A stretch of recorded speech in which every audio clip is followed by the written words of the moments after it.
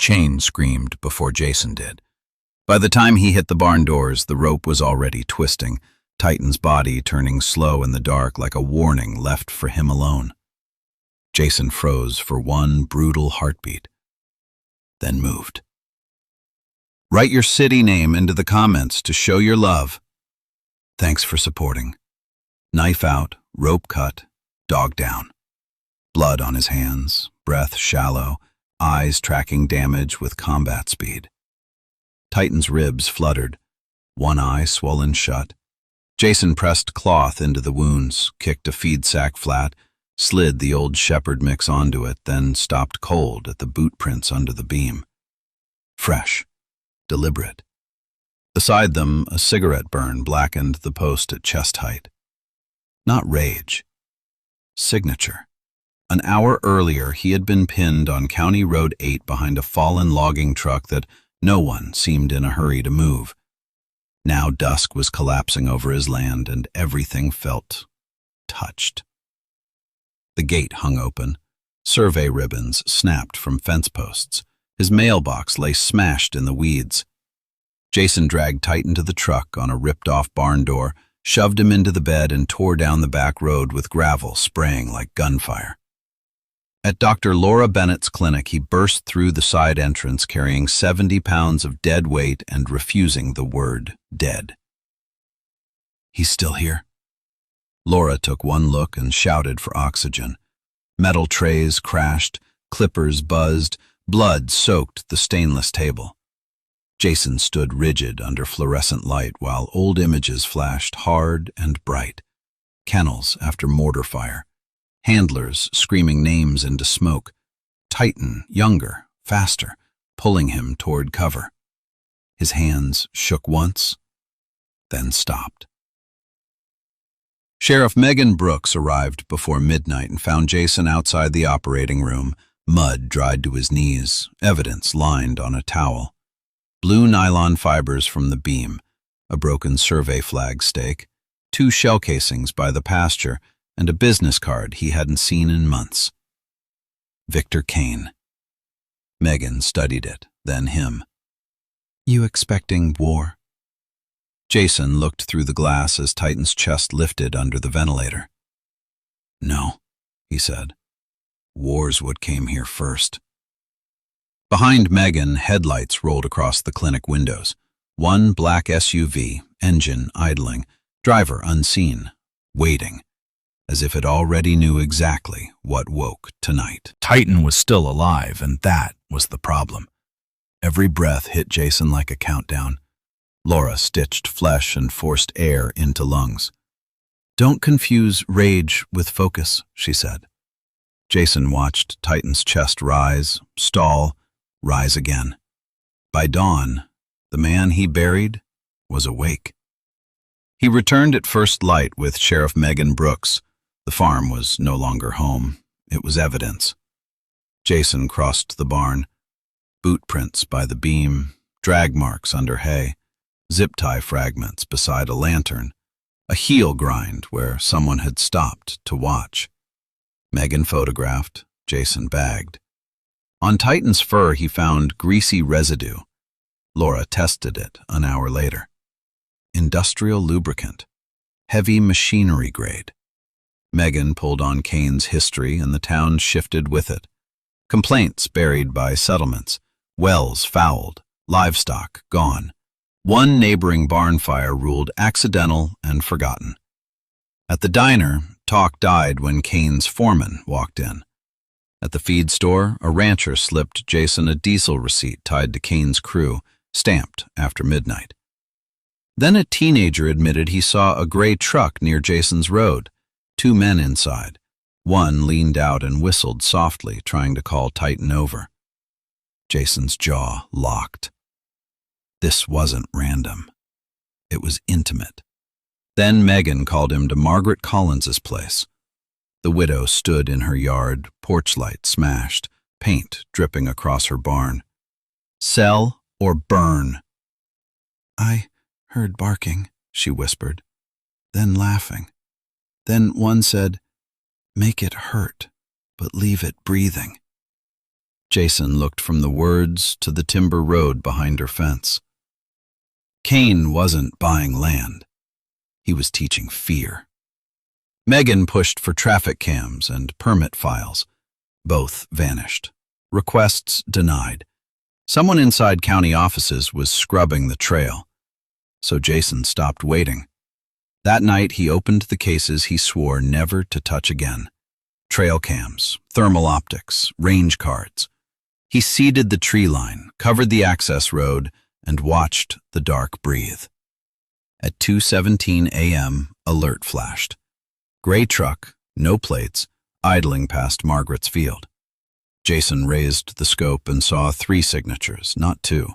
One in the cab, one in the bed beside a can and rope, one moving through the trees toward his barn. Rain swallowed the valley, and Jason vanished into it. No more waiting, no more warning shots. By midnight, he was ghosting through timber with trail cams, plaster, and a map of every road Kane's trucks liked to use when something ugly happened.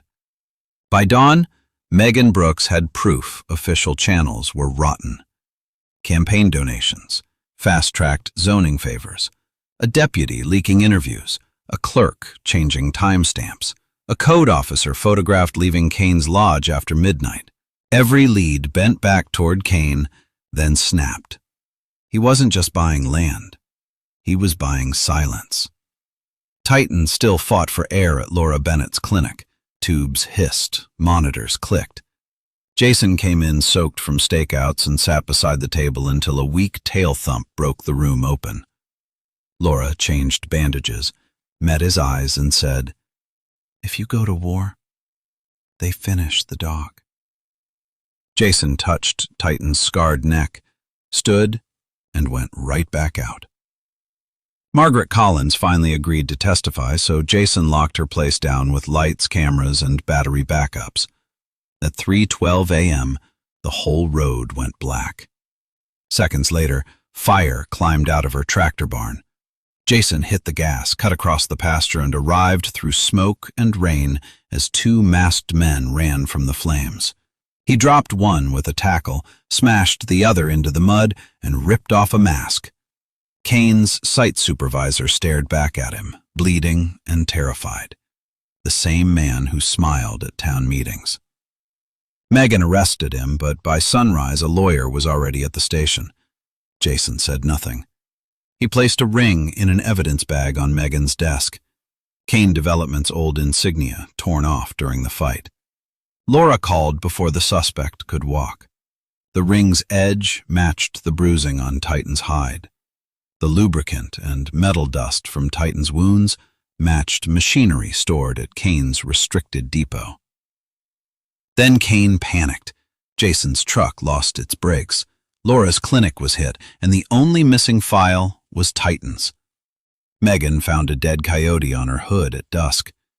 Then camera 12 flashed. 3 trucks, no lights, rolling from Kane's lodge with a dozer and fuel tank. Jason chambered around. Kane wasn't hiding. He was coming for everyone. By the time the first truck kills its headlights at the tree line, Jason is already watching through rain-black leaves, motionless, rifle lowered, phone recording. Every path on his land turned into a trap Kane thinks he designed. 50 miles away, Megan signs the warrant that will either end a dynasty or get buried before dawn. Jason makes sure the lie spreads clean.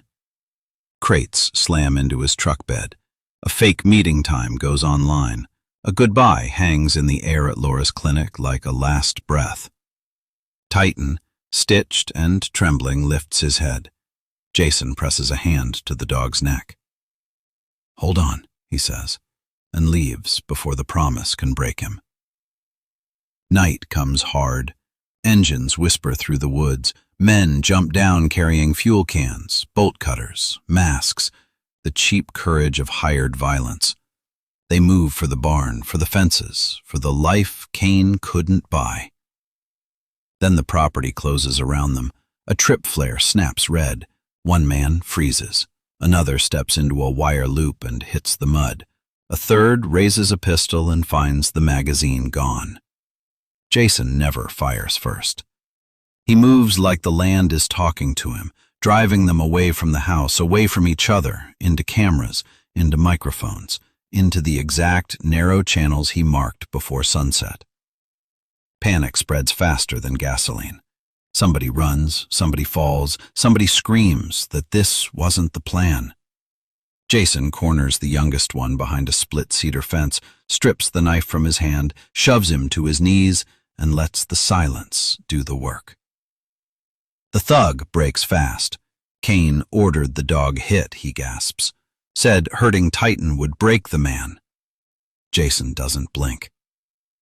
At that same hour, Megan and state investigators hit Kane's office and remote yard. Locked drawers open, forged easements surface, burner phones, payoff ledgers, deleted video fragments, not deleted enough. Margaret Collins finally speaks, voice shaking, spine steel. Laura confirms the forensic chain from Titan's wounds to Kane's machines and employees. By sunrise, Victor Kane is led out in cuffs, not confused, not protected, but exposed. Architect of coercion, arson, cruelty, conspiracy. Then the valley changes shape. News vans replace threat vehicles. Neighbors arrive with fence posts, casseroles, apologies they should have brought sooner. On Jason's porch, under cold morning light, Titan takes one shaking step, then another. Scarred, alive. Jason looks past him to the tree line beyond the land he kept. Peace, he understands now, was never hiding. It was defense. And as the wind moves through the pines, only one question remains. After waking the warrior he buried, can he ever bury him again?